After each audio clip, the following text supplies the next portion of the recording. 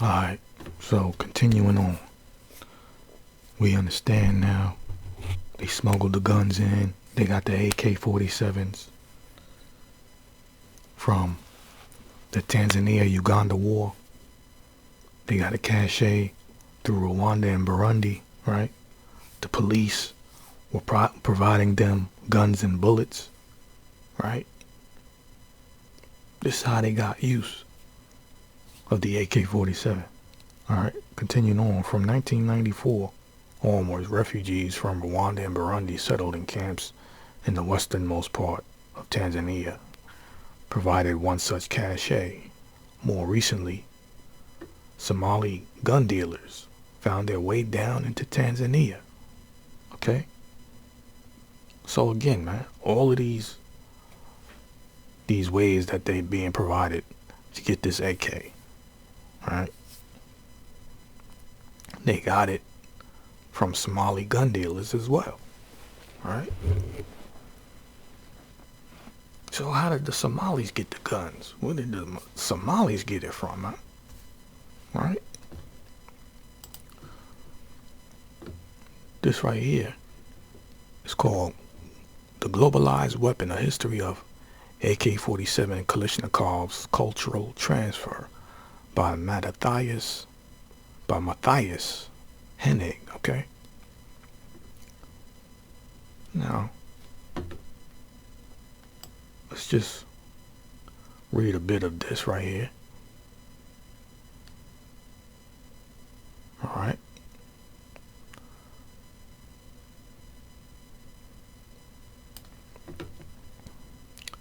Says here, by the 1960s at the latest, the Soviet-inspired small arms industry was running at full speed, and the AK-47 was transferred not only to the Warsaw Pact states, but also to all the socialist brother states of the Soviet Union around the globe, especially to Asia, China, Vietnam, Africa. Countries in Africa, Egypt, Somalia. See this? That's how the Somalian gun dealers were able to bring the AK-47 down into Tanzania and then eventually into Kenya. All right, Egypt, Somalia, Tanzania, Mozambique, all right, the Middle East, Palestine, Yemen, Iraq, and Central America, Cuba. Because of these exports, the Kalashnikov became a symbol of anti-colonial liberation movements in South America, Africa, and Asia, right? So this is what the AK-47 represents. Anti-colonialism, right? So communism really is anti-colonialism.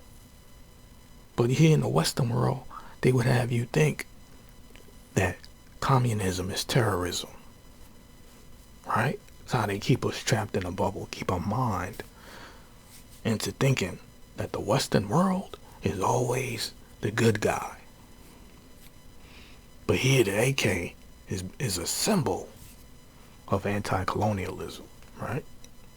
It says, to this day, it adorns the banners of paramilitary organizations such as the Communist FARC, Colombia, or the Islamist Hezbollah, Lebanon.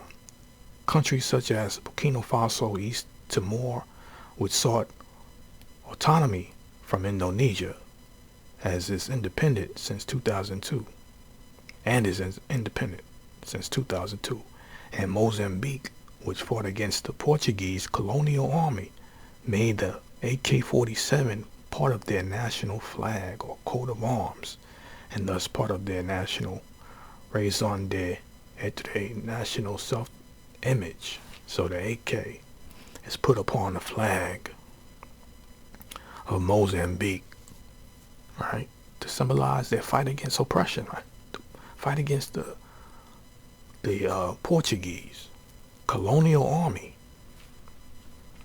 All right, here's the flag right here. Okay,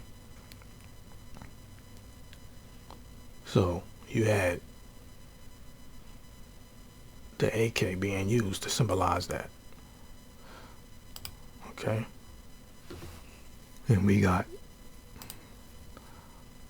matter of fact, you got this leader here, Samora Machel, right? He was a revolutionary who fought against the Portuguese. And he was the president of Mozambique, man. Alright, was the first president of independent Mozambique and a leader of the Frelimo political and military organization. While he hailed from the Shangana or Tsonga ethnic group, his movement fought to eliminate tribalism and unite all of Mozambique's diverse peoples. So he was from the tribe of Shangana or Tsonga. So what tribe is that, man? It's gonna further prove, you know, Simeon and Levi, man.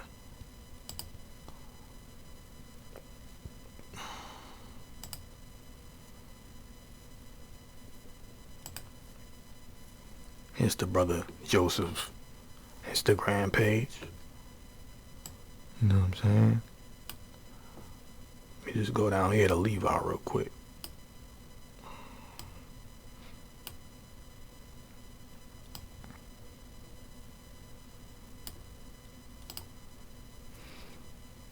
So Levi, you got Mozambique, right? We're down here. See, you got Tsonga.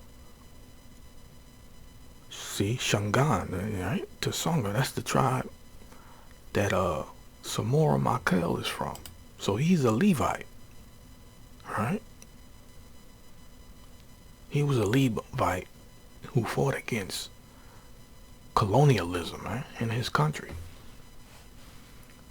Again, showing you the instruments of cruelty, right, among Simeon and Levi, man.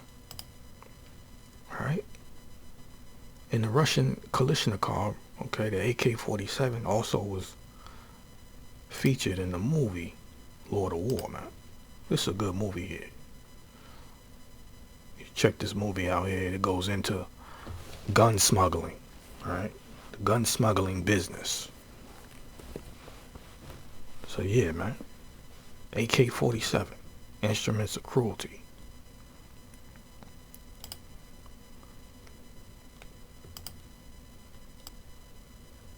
Alright, so now let's go back to domesticating Leviathan. Alright, page 11.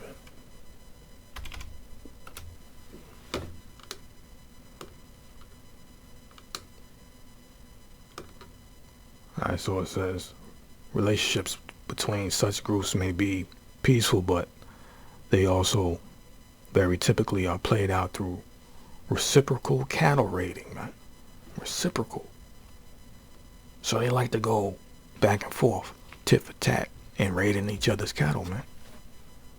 You know, this is a thing that they enjoy, seems like. It's a reciprocal type of thing, behavior that they do, man. Alright? What's reciprocal mean?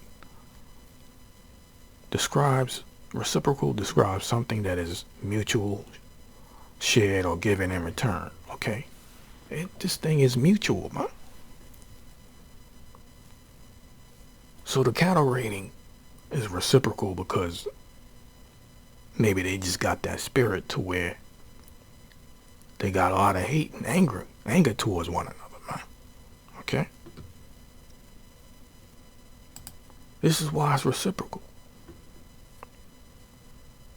Right? They like to do this thing where they like to raid each other on purpose. Alright? Let me bring this up real quick, man. Kind of going off on switching gears a little bit. They got the secret society called Skull and Bones has a thing called crooking.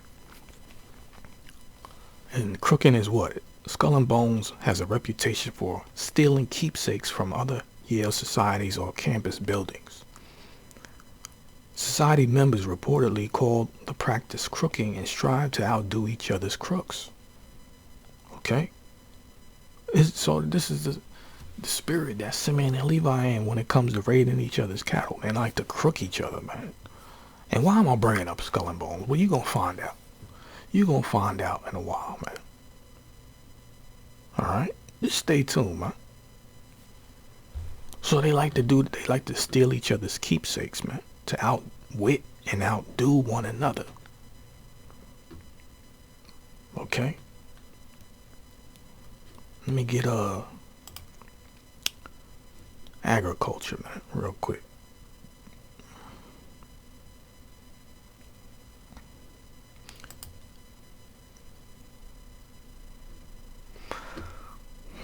It's agriculture. Agricultural history of the Abakuria, page 30. It says, intelligent but highly strong temperamentally, they crave for excitement, finding life tedious without it. If they cannot ally their restlessness by making war on their neighbors or stealing cattle, they must find some outlet for their energies, man. You see this, man? This is the spirit of being in a crook, right? Being a crook. Crooked, man. They find life tedious without being crooks, thieves, and going to war with their neighbors, man. So as they in the same spirit of crooking and thieving, right? You have a secret society that was founded, and the practices that are among these members are similar to what Simeon and Levi are doing with each other when it comes to raiding each other's cattle, right? Stealing each other's cattle. Crooked. Skull and Bones has a reputation for stealing keepsakes from other Yale societies or campus buildings. Society members reportedly call the practice crooking and strive to outdo each other's crooks, man.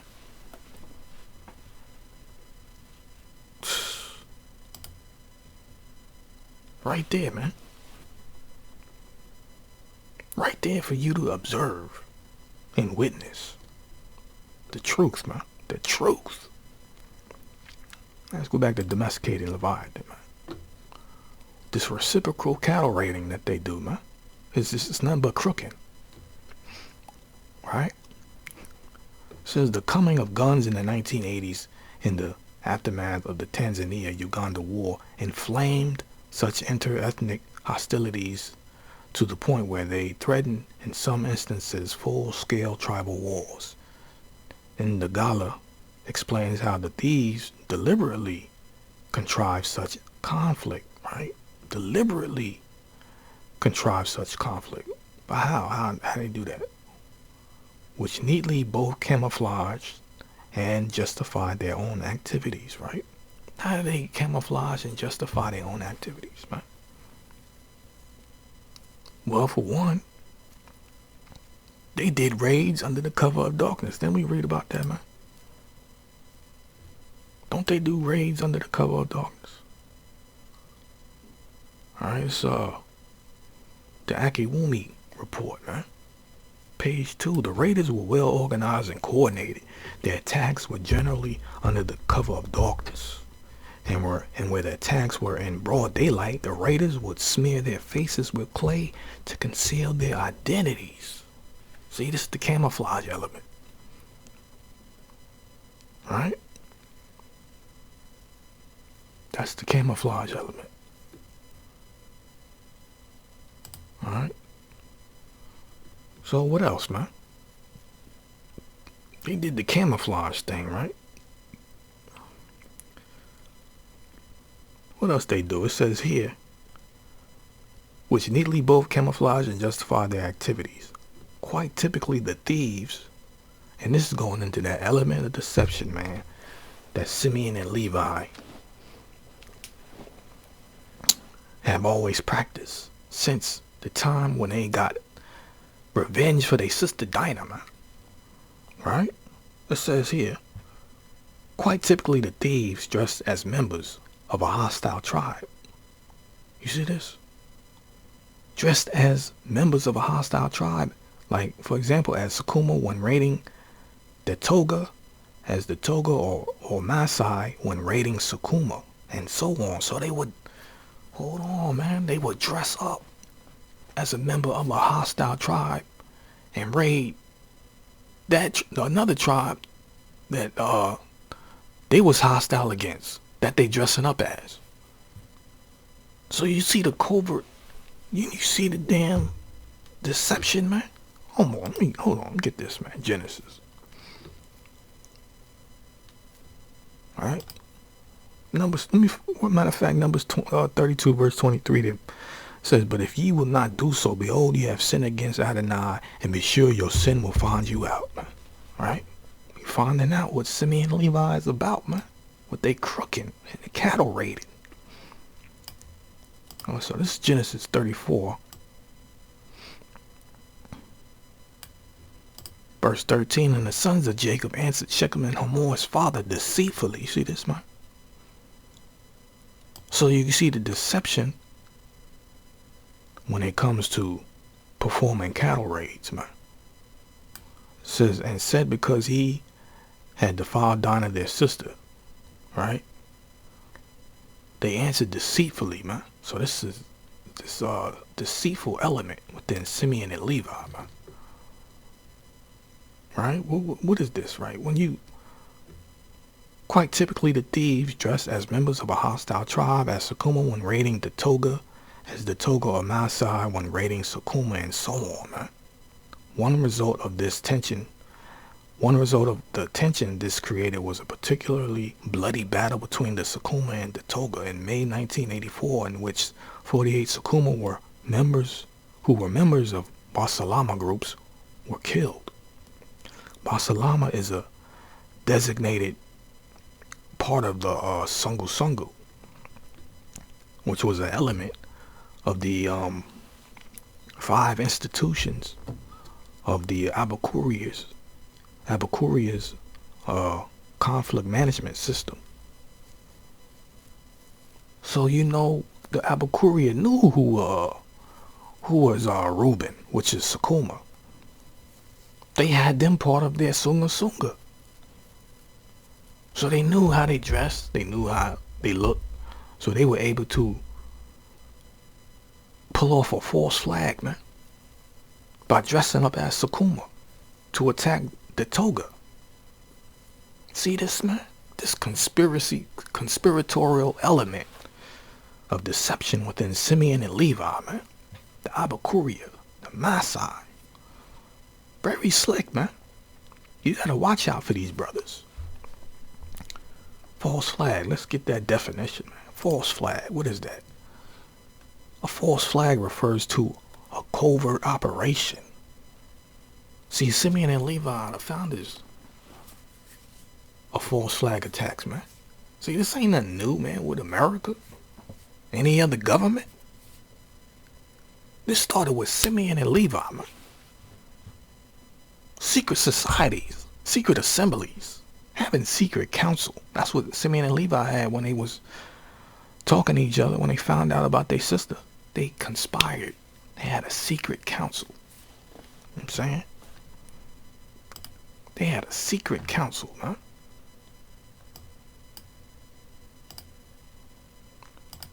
This is Genesis 49 verse 6. "Oh my soul." That's why Jacob said that. He saw it, man. He saw that his sons were witty enough to conspire to slay the men of a whole damn village, man. And it was just them two. It says, "Oh my soul, come not thou into their secret," man. Right? Their secret. Unto their assembly. Mine honor be not thou united. Right? So Simeon and Levi will be judge, jury, and executioner. Lawyer. But they will have an whole secret councils in a court-like setting or fashion, man. This is what the scriptures is getting into, man. Pulling off false flags, man. When it comes to cattle raiding, man. See, a false flag refers to a covert operation, attack, or event that is deliberately designed to look like it was carried out by someone other than the person or group actually responsible. Ain't that what we just read, man? In Domesticating Leviathan, page 11. Right? Again, in the Gala explains how the thieves deliberately contrived such conflict, which neatly both camouflaged and justified their own activities. Quite typically, the thieves dressed as members of a hostile tribe, as Sakuma when raiding the Toga, as the Toga or Maasai when raiding Sakuma, and so on. So this, man, with the AK-47, Kalashnikov, man, dangerous. Bandits on the run, man. Come on, man. Can't mess with Simeon and Levi, man. Come on, man. Don't play no games, man. Don't do it. Okay. These brothers are dangerous, man. Let's get informal. Alright, so this is informal local governance, page 12. Right here in the middle it says, Iratungo is very powerful. During the time when cattle rustling were so rampant in the 1980s and 1990s, Iratungo, by using their traditional oath-taking practice, helped to disarm cattle rustlers who handed their firearms to Iratungo. So the Iratungo, as I'm going to get into later, is one of the 5 institutions among the Abakuria's conflict management system. Okay? And they worked on a local level among the people, all right? Also with government. All right, so now let me get Domesticating Leviathan. Page 16, it says here.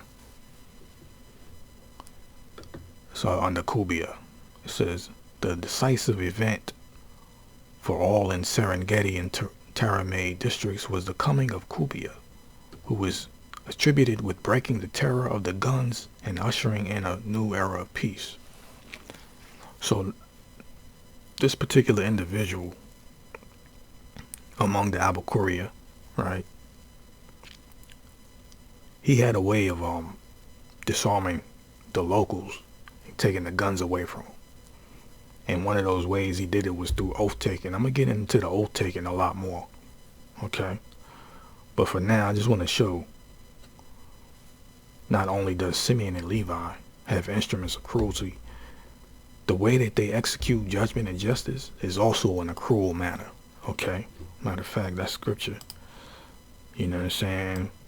Genesis 49 verse 7, cursed be their anger, for it was fierce, and their wrath, for it was cruel, okay? So now, let's see a little bit of what they do, man. Under Kubia, it says, the president decided to take a new line in dealing with the continuing disorder in Serengeti. He put the task in the hands of an army officer, Kubia, who had control of his own independent force and was answerable only indirectly to the president. It says, Kubia is said to have sent an undercover investigative team to Serengeti. So you see that element of secrecy, right? Conspiracy. Performing undercover investigations with his own team. It says mandated to get the names of those with guns. He used a variety of methods. He might call together an assembly, a Iratungo, right, in a given village, and as a man of few words, announced simply that he had come to collect my guns. Just cooperate and give me the guns.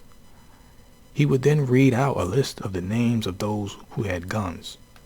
Those who handed them and freely were forgiven, but rather more brutal means had first to be applied to persuade the thieves of his determination. One example quoted by many was that a man who denied such possession was ordered to strip and have sex with his wife, not only in front of the crowd, but more significantly in front of his father and mother-in-law. You see this, man?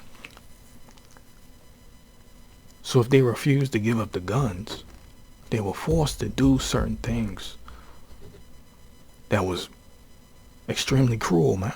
Extremely cruel. This is embarrassing, man. So anybody who did not want to have sex with their wife in front of people are going to be willing to give up their guns, man. Right? They're going to be willing to do that. Okay? Let's continue on, man. It says, in any event, in the short period of 2 months, Kubiya had managed to collect hundreds of guns, army-issued machine guns, rifles, pistols, as well as many of the homemade variety. The number is usually put at 600. But Kubiya is also attributed with inspiring a new form of the Iratungo, the traditional assemblies of the Kuria. So this was a traditional thing that they had already set in place, man. All right.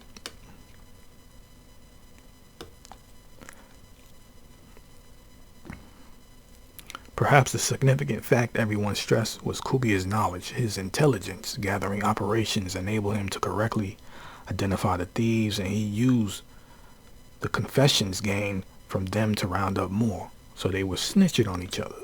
Right? Most significant, perhaps, was his utilization of the Iratungo, the Korean assembly, for the interrogation and punishment of thieves. This is Domesticating Leviathan, page 20. It says the major difference between old style and new style Iratungo would seem to be that although cases are first heard by the committee, right, hearing, full trials are now held weekly or fortnightly before the entire Iratungo. These are people's tribunals in the full sense, and the judgment is a community judgment, which all see and endorse. In the old system, according to Fleischer, the accusers were never called to the committee trials. Now they must stand to give evidence, as must other witnesses. The Iratungo are also wary of coming to a judgment before all the accused in a particular case of theft or raiding are made to appear and answer. This guards against malicious accusations on the part of an accuser, witness, or indeed a thief, or who might falsely name others as accomplices and confederates. Further, the accused must in the end confess before a punishment is decided, a confession which is frequently preceded by whippings. Right? See this cruel manner of executing judgment. Whippings, or Legeza, right? Legeza. What is Legeza? Is a Kiswahili word. It says Legeza is key to this process and means literally unlocking. It thus refers both to the unlocking of evidence, that is confession, and to the means used to achieve this. Most typically by unlocking the ankles, that is breaking them, right? Breaking the ankles, man. Right? Cursed. Right? Cursed be their anger, man. Right? Genesis 49:7. Cursed be their anger, for it was fierce, and their wrath, for it was cruel. Right? So their instruments of cruelty is not only weapons, right? It's their way of administering judgment, justice on thieves, murderers, liars. Well, yeah, all that, rapists. So it says Legeza, right? Legeza is key to this process and means literally unlocking. It thus refers both to the unlocking of evidence, that is confession, and to the means used to achieve this, most typically by unlocking the ankles, that is breaking them, right? Breaking the ankles, man. Legeza is commonly done with sticks fitted with metal ends or bolts. Where the desire is really to punish the thief, the beating might be extreme, and his knees and elbows might be broken as well, man. Right? Breaking the ankles. What that sound like, man? Remember that movie in the 90s? All right. Where is it at, man? Misery. Remember that movie, Misery, man? She broke the ankles. Strapped them down on the bed. Broke the ankles with a sledgehammer, man. What a damn, get a scene with that.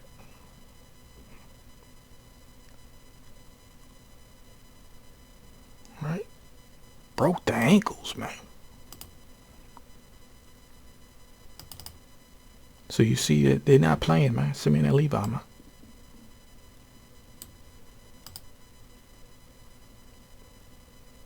See? Breaking the ankles, man. Bashing them ankles in. Cruel. Cruel way of judgment, man.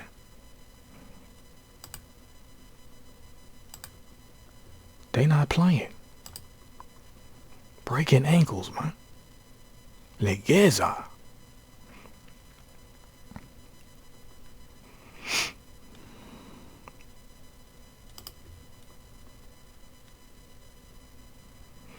Alright, let's go to informal local governance, page 7.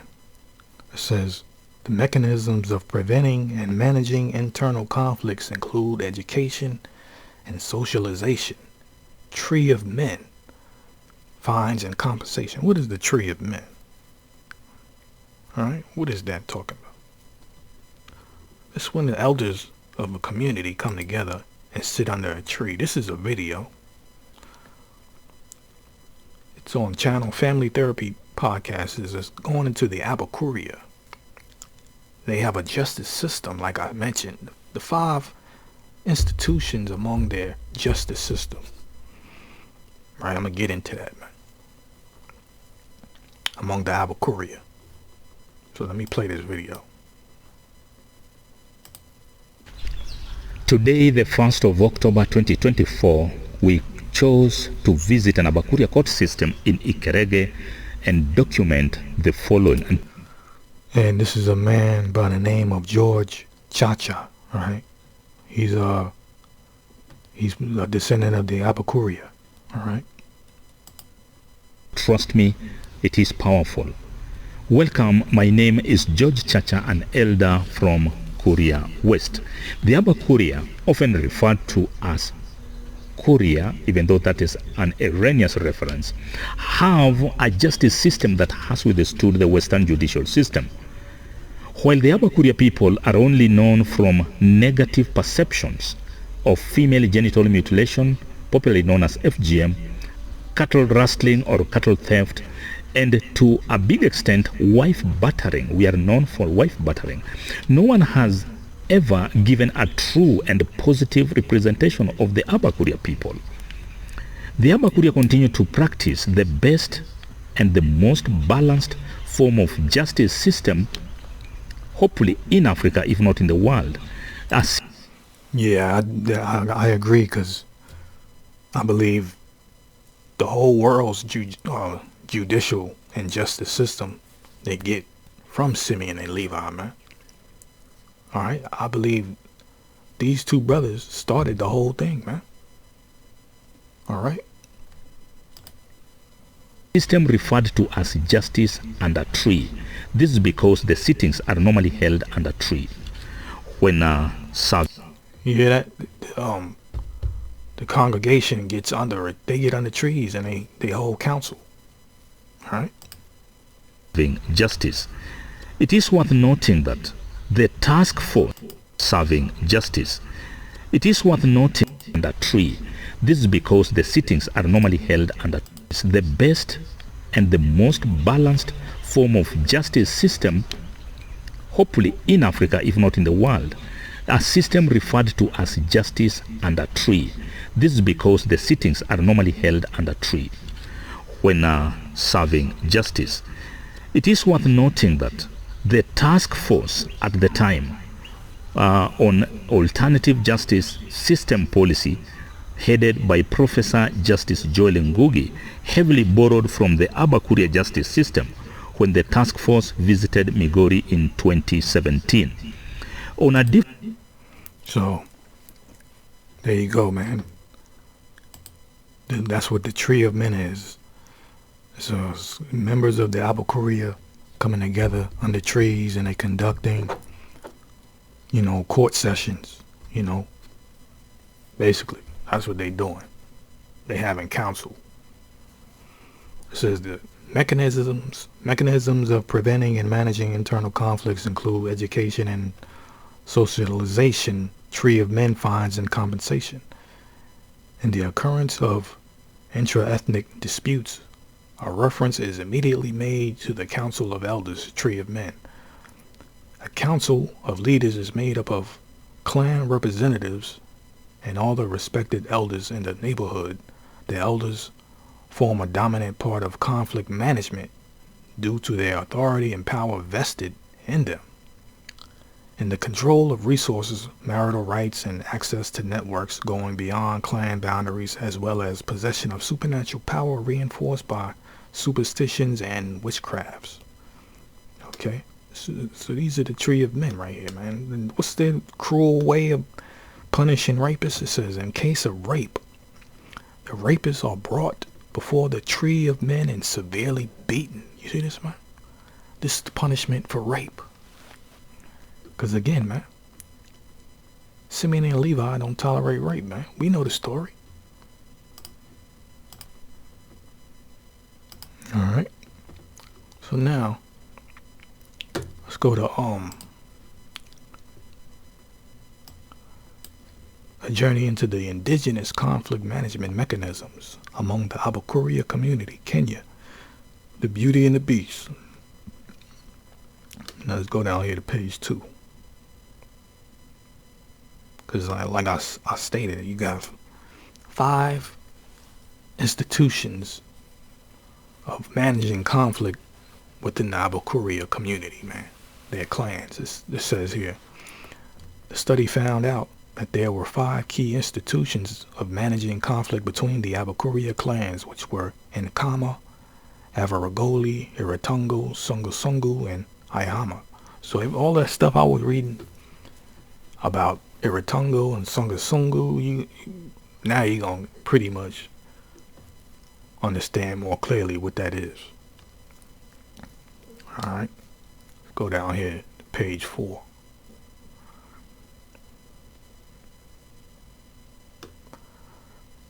It says here, the Abakuria community, on the other hand, has an indigenous conflict management mechanism known as Nkama.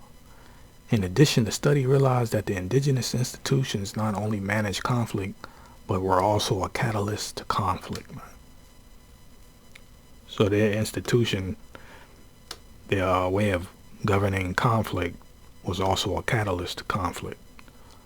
Because remember, they got that deceptive conspiratorial element among them, huh? Okay.